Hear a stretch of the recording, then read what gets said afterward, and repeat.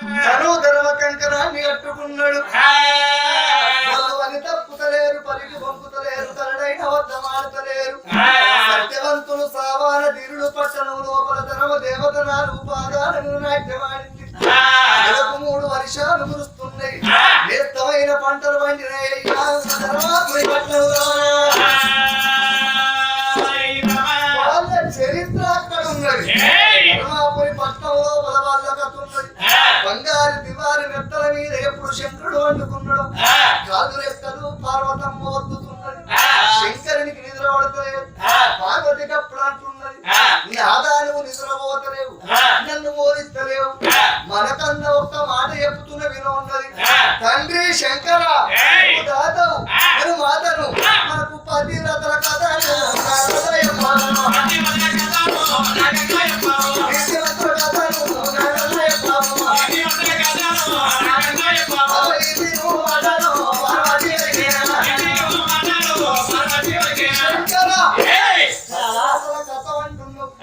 నీతివంతుల కథ అంటున్నావు. అది భూమి ఎక్కడ ఉంటుందాయే ఓ పార్వతమ్మ. నేను దాతను, నేను మాతను. మనకన్నా గొప్పలు ఎవరన్నా ఉన్నారా?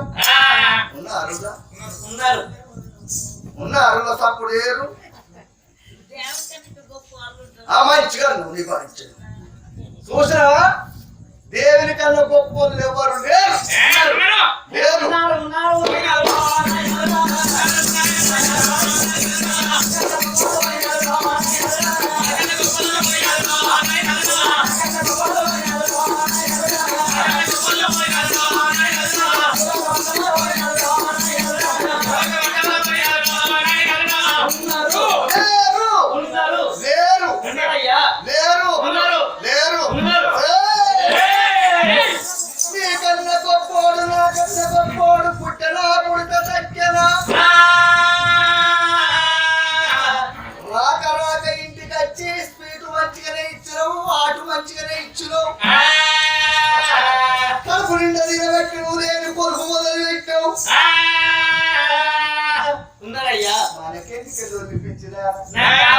ఎవరు లేరు. ఉన్నారు. 10 రకాల కథ అనేది లేదు. మనకన్నా గొప్పలు ఉన్నారు. ఇంకా ఉన్నారు. ఉన్నారు. ఉన్నారు. తప్పుడు చెప్పలేములా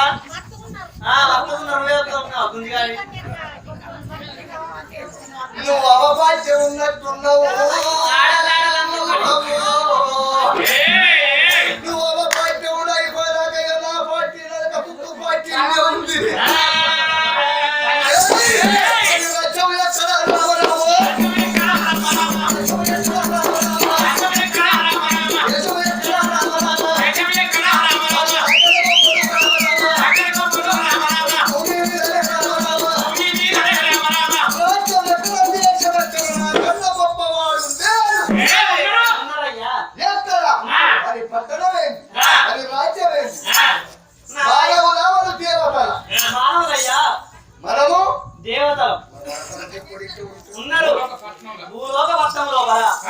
ధర్మంగాగిరి పట్టణం లోపల సత్యవంతులు ఉన్నారు, నీతివంతులు ఉన్నారయ్యా.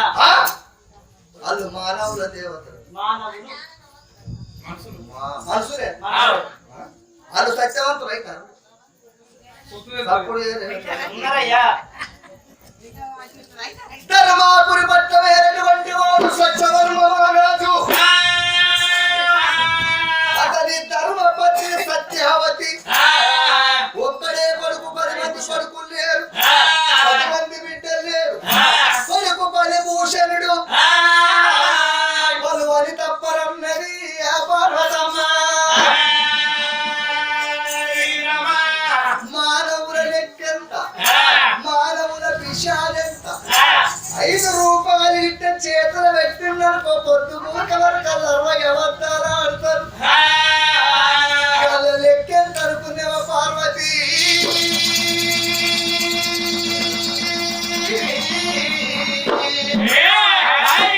ఆవులు కొట్లాడి లేగల కాలు కొట్టినట్టు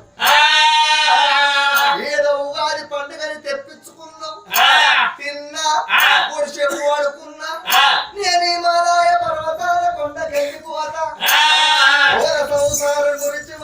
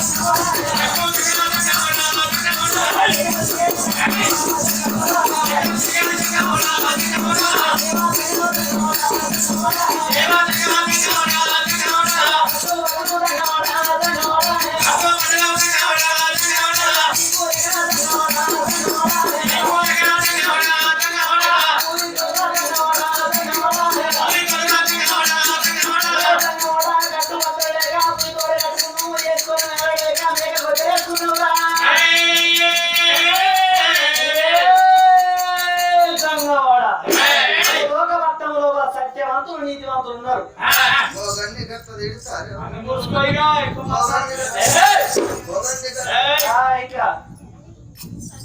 మహిళా సంఘాలకు వచ్చింది తీరం అంటూనే ఆడలే మొత్తం చేస్తున్నాయి. నా బతుకుల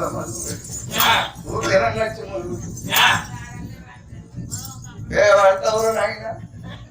ఇంకేమంటారు మూసుకునే అట్ట బట్టలు లేవు, వేసుకోవడం బంగారు ఆభరణాలు లేవు, కొండల వంటూ కుజల తింటూ కమాల మాలదని బొమ్మలు నేను కట్టుకుందామంటే పట్టు వస్త్రములు లేవనుకున్నావా, వేసుకుందామంటే చిరంబరములు నాకు లేవనుకున్నావా, ఎందుకొరకు ఏనుగు తోరుడు కట్టుకుంటా అది నీకు తెలవదేవో పార్వతమ్మా.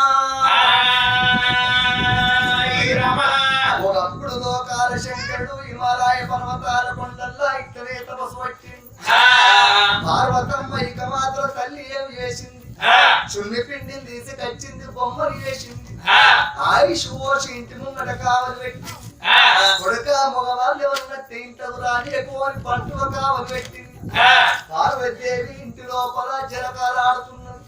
శంకరుడు అప్పుడే ఇంటికి ఆడి ఊరికొచ్చుండు. ఆకి తడుగు పెట్టుతాడు, జానడే ఉన్నాడు, గిక్కే ఉంటాడు, జానడే ఉన్నాడు అంటున్నాడు. నా ఇంటికి వచ్చి నువ్వెవడో అంటున్నావు, నువ్వెవరికి రా అన్నాడు. ఇల్లు నాదిరా అని వీడు అంటున్నాడు. నాది రానంగానే ఖడ్గం పట్టిండు, ఆ త్రిశూలంతో తలకాయ నరికిండు. తలకాయ ఎక్కడ పడ్డది, ఒండి ఇక్కడ ఉన్నది. అమ్మ అని అనుడుతో మళ్ళా తలకాయ చతుక్కున్నది. అమ్మలో కీటముడు ఒకటి ఉన్నట్టుండు, మళ్ళా నరికిండు. మల్లమ్మ అన్నాడు, మళ్ళీ అతుక్కున్నది, మళ్ళా నరికిండు. నరికి క్షత్రియ కన్ను తెలిసి భస్వం చేసిండు, కాలింది బూడిదైపోయింది తలకాయ. మొండె ఒక్కటే ఉంది. అమ్మ అని పిల్లగాని తల ఎప్పుడు గాలిపోయిందో ఆ మాట పార్వతికి వచ్చింది. దబదబా మడిగట్టుకోని తల్లి గురికొచ్చే వరకన్నా అయ్యో అయ్యో నా కొడుకేడయ్యా అని తల్లి పార్వతి దేవి దండం పెట్టింది. ఆయుష్ పోసింది, ఏం చేసిన కొడుకులు ఉన్నది. పోతే కొడుకు సొంటని 50 మంది కొడుకులు తయారు చేస్తున్నా ఉన్నాడు శంకరుడు. లేదు నాకు ఆ కొడుకే కావాలని బాంచరం దండం పెట్టిందాట. నీళ్ళల్లో వస్తువు పడుతుంది మన ఒక్కటి, అది ఎప్పుడు దొరుకుద్ది, నీళ్ళన్ని వేయినాక దొరుకుతుంది. చీకట్ల వస్తువు పడుతుంది, ఎప్పుడు దొరుకుద్ది, వెలుగచ్చినాక దొరుకుద్ది. కానీ అక్కిల వడ్డ వస్తువు మళ్ళా తిరిగి రాదు కదా బిడ్డో.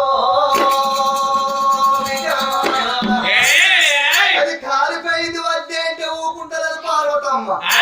అప్పుడు అలికొచ్చింది శంకరునికి. గజాసురుడన రాక్షసునికి ఒకప్పుడు వరం ఇచ్చిండాట. 7 ప్రతాన్ని తెలిసిండు. కొడుకులాల ఉత్తరం ఊర వందు కూడా తలకాయ పెట్టి పండుకోదు. ఉత్తర దిశకు ఏ జీవి తల పెట్టి పండుకుంటుందో ఆ జీవి తరం నరకరమ్మన్నాడు. అప్పుడు గజాసురుని తరం నరకచ్చి ఆ మొండాన్ని కతికిచ్చి అమృతం పోసిలా పట్టిండే ఆ శంకరుడు.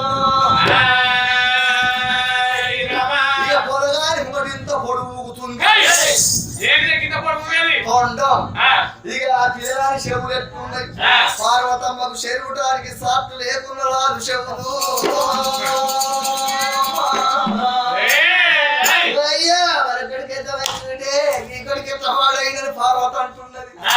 ఓ పిచ్చిదారా, 30 దేవతలకు ముక్కుల పొయ్య, సామాన్యమైన వాడు కాదు, వినాయకుడు అని పేరు పెట్టిండాటనే శంకరుడు. ఈ చెవులు ఎందుకు పెద్దగా ఉన్నాయి, చెవులు ఎందుకు పెద్దగా ఉన్నాయి అంటే ఈ చెవుతో వింటాడు, ఈ చెవుతో ఇడిచి పెడుతుంటాడు. ఉత్తరము ఎందుకు గొప్ప ఉంటుంది, మంచిది ఇందనే ఉంటది, చెడ్డది ఇందనే ఉంటది. అందుకే అతని ఉదరం పెద్ద ఉంటది.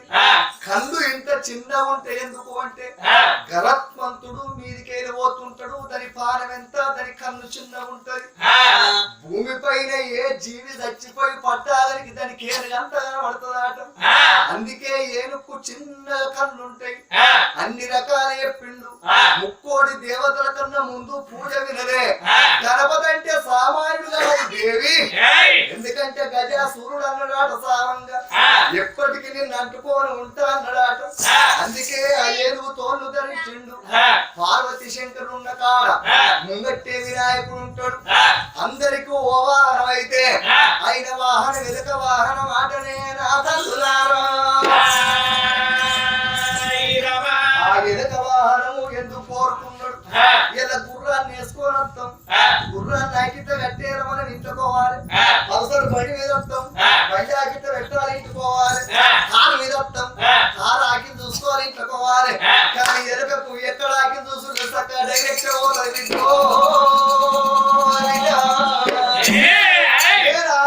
పోతుంది కాదు అందుకొరకే అతని వాహనం ఎలుక వాహనం ఆట అన్ని ఇండ్లకు సెలవుగా ఉంటే వెళ్ళిపోతాడా అని నేను కష్ట భక్తుల కొరకు బాధపాడి నేను ఊపిది రేఖలు అంటున్నావు రుద్రాక్షమాలను అంటున్నావు పిచ్చిదాన నాకు పేరుకొక్క కథ ఉంటది కానీ మనం కొట్టాడుకునేందుకు పద్దమ్మ పార్వతి పార్వతి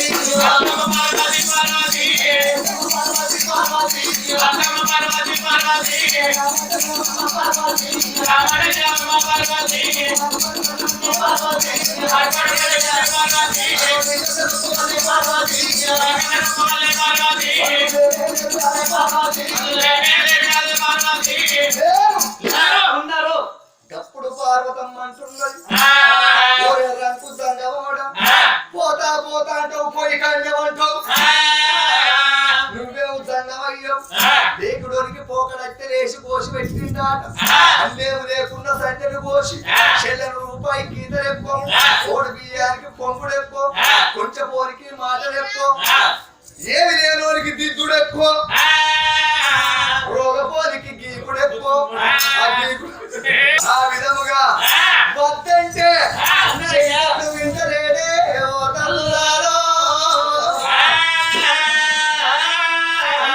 నీకంటే నాకన్నా గొప్ప వాళ్ళు ఉన్నారు అయితే నేనన్నవాడు నెత్తుల పేరైందా అంతేనా అవునయ్యా పోయినాక పదవాసుకుంటే రాబోలేదు దీపం ఉండగా నిన్ను పక్కబెట్టుకోవాలి నేను కడప కాలు పెట్టిననుకో తిరిగి వచ్చేటోళ్ళు కాదు మనకన్నా గొప్పలు లేరని ఒక మాట అని ఉన్నారయ్యా ఉన్నారు వెళ్ళు అయ్యా వెళ్ళు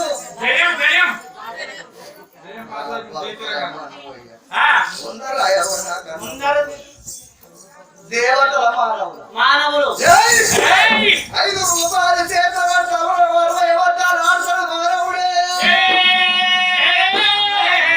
పిచ్చిదారు కొమ్మలక తడుపు లేని పెట్టావు కడుపు నిండా పెట్టినావు లేని కొలుపు పెట్టినావు చేసుకున్న మగవాడు 24 సమస్యలు ఉంటాయి అప్పు కట్టలేకున్నావు వేసిన పంట పిల్లల బడి పీసులు కట్టలేకున్నావు ఇల్లు ఎవరు వెళ్ళలేరు